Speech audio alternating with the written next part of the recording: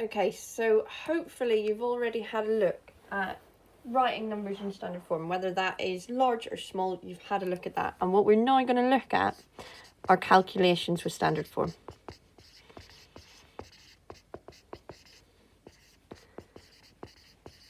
Now these come up in papers, and they come up in quite a few different ways. Sometimes they do come up on a calculator paper, and actually they just want to see, do you understand how to put something into standard form? Or on other occasions they do come up on a non-calculator paper, and they're expecting you to actually do the calculations. Now there's 4 different types we're going to look at. We're going to look at addition, subtraction, multiplication and division. Okay, so if we start first with addition, okay, and we have a look at addition. So if we've got something like this one here, we've got 3 times 10 to the power of 4, and we're adding on 4 times 10 to the power of 5. Okay, what I basically want to do is make this thing and this thing the same. Because when they're the same, then actually I can add them together. Okay, so I'm going to make them both 10 to the power of 4.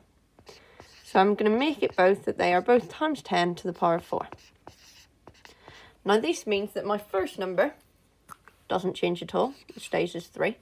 This number, because I've decreased this by 1, actually I'm going to end up timesing this by 10. So what I've really got is 40. So I have 40 times 10 to the power of 4, and I have 3 times 10 to the power of 4. Now because they are the same, it now means I can actually just add my numbers together. So I'm literally going to do 3 plus 40. Okay, 3 plus 40 gives me 43. And I've got 43 times 10 to the power of 4. Now, if I did this in an exam, and it was a 3-mark question, I would get 2 marks. Okay, because I've not then put it back into standard form. So what I must do to finish off the question is actually put it in standard form. So I need my number here to be between 1 and all the way up to, but not including 10. So I'm going to make it 4.3 times 10 to the power of 5. Okay, and that is my final answer. So literally, all I have to do is make sure these 2 things are the same thing. Once they are the same, I can add the numbers together, and then it's really important I make sure and check that my number's in standard form.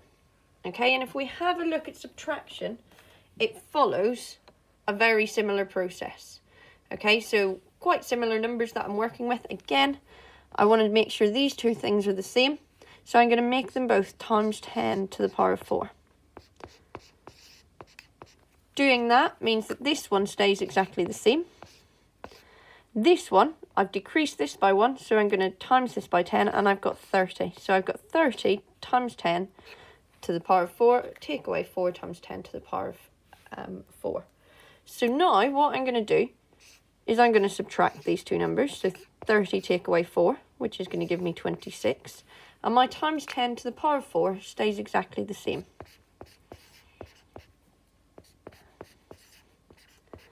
Okay, and then all I've got to do, really important, is make sure I put it into standard form. So in this case, I'm going to get 2.6 times 10 to the power of 5. Okay, so that is really important that you make sure at the end of the question you put it into standard form. Okay, so again, all I have done is made sure these 2 things are the same.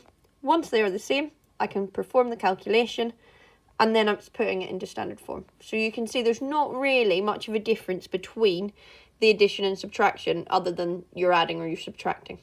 Okay, where we've got to potentially think a little bit more is when we get multiplication. Okay, when we have multiplication, we bring in our ideas of our laws of indices.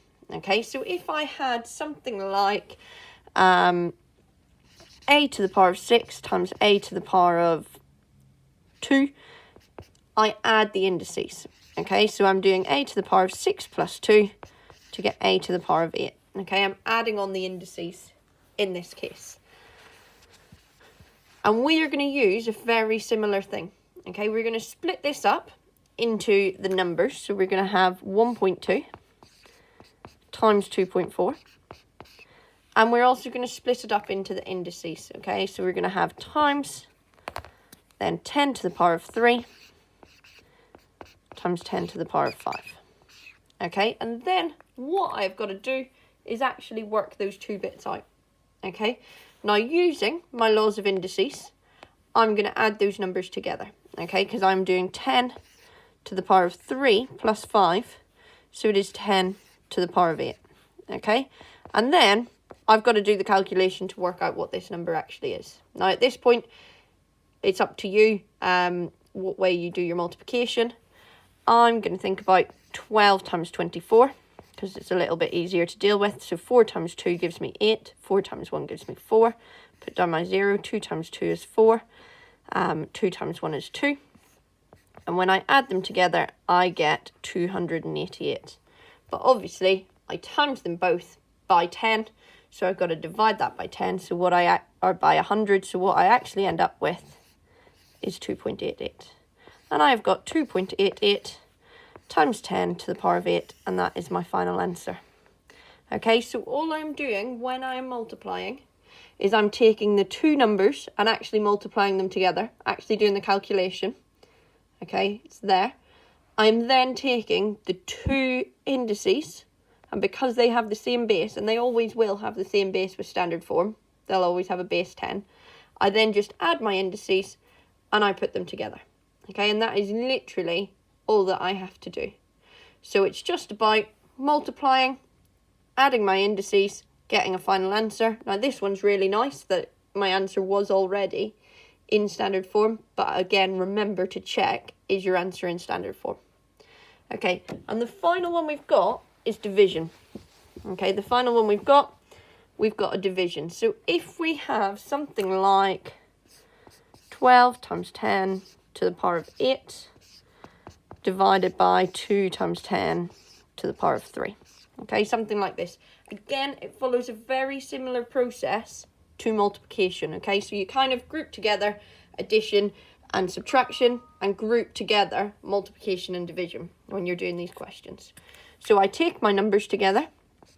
So I've got 12 divided by 2.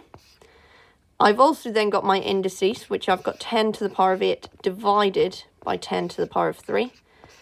And this sign in the middle, and this is the bit that does throw people, becomes a times 10. Okay, or becomes a times. The reason it becomes a times is because it's standard form. And standard form is always written in that form. A times 10 to the power of B. Okay, so we've got to try and write it in standard form. So we need to change that sign to a times. Everything else still sticks as the division. Okay, so I do 12 divided by 2, which is 6. Nice and easy calculation. This time I've got a division, okay? And when we divide indices, we subtract. So what I'm actually doing is 10 to the power of 8, take away 3. And remember that sign there becomes a times. So I just end up with 6 times 10 to the power of 5. Okay, so it is, as I say, very similar to what I do when I'm multiplying or when I've got a multiplication. Multiplication and division are very similar. I take the numbers together and I divide them to get my answer. I take my indices together and I'm going to subtract them and I end up with a final answer. Again, the thing to be really careful about is your answer in standard form. Do you need to change anything? Also watch out for if there's any negatives anywhere. Just be careful with adding and subtracting negatives. Think back to your negative rules with that. Hopefully that gives you a bit of an overview on what to do with your calculations. Have a go at the questions. Ask any questions if you have them. I hope that you're staying safe and still smiling. Bye.